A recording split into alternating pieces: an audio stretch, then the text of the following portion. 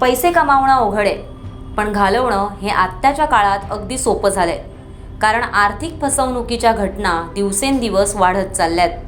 खूप व्याज मिळतं म्हणून पैसे गुंतवणं किंवा व्याजानं देणं, शेअर्स किंवा तत्सम गुंतवणूक पर्यायात अवाजवी परताव्याचं आमिष दाखवून भुलवणं यासारखे प्रकार मोठ्या प्रमाणात घडू लागलेत. सोने स्वस्तात देतो, दागिन्यांना पॉलिश करून देतो, खजिना सापडलाय तो तुम्हाला देतो, खूप व्याज देतो, तुमच्या जुन्या विमा पॉलिसीचे पैसे मिळवून देतो, इन्कम टॅक्स रिफंड मिळवून देतो, तुम्ही लकी ठरले आहात, मोठं गिफ्ट मिळणार आहे, स्वस्तात डॉलर देतो, असे अनेक फसवणुकींचे प्रकार पाहायला मिळत आहेत.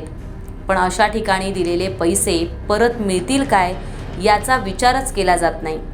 जास्त व्याजाच्या मोहानं व्याज देखील जातं आणि मुद्दल देखील गायब होते. अलीकडचंच उदाहरण घ्यायचं झालं तर टोरेस आणि मनीएज यामध्ये लोकांची कोट्यवधी रुपयांची फसवणूक झाली आहे. अशा आर्थिक फसवणुकीतून काही गुन्हेगार सापडतात, पण फसवणूक झालेल्यांना त्यांची रक्कम सहजासहजी मिळत नाही. बनावट कॉलला लोक बळी पडतात. आता यावर RBIनं म्हणजेच भारतीय रिझर्व्ह बँकेनं विशेष उपाययोजना केली आहे. RBIने अलीकडेच वित्तीय संस्थांसाठी फोनच्या 2 नंबर सिरीज सुरू केल्या आहेत. आपल्या ग्राहकांना कॉल करण्यासाठी वित्तीय संस्था फक्त या नंबर सिरीजचा वापर करणार आहेत, असं RBIने म्हटलंय. असं म्हटलं जातं की ग्राहकांना व्यवहार आणि मार्केटिंग कॉल करण्यासाठी या 2 विशेष फोन नंबर सिरीजचा वापर केला जाईल.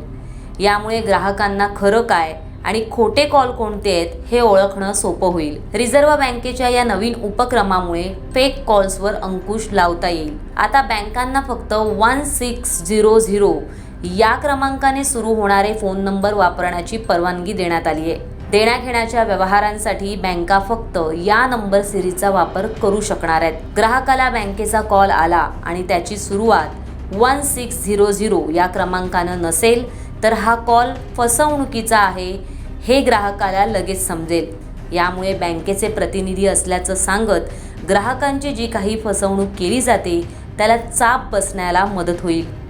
याशिवाय मार्केटिंग करायची असेल तर त्यासाठी बँकांकडून येणाऱ्या कॉलसाठी सुद्धा एक नंबर निश्चित करण्यात आला आहे. ग्राहकांना मार्केटिंग कॉल आणि SMS द्वारे सूचना देण्यासाठी RBIने 140 पासून सुरू होणारे फोन नंबर नियुक्त केलेत आणि ते निश्चित केलेले आहेत.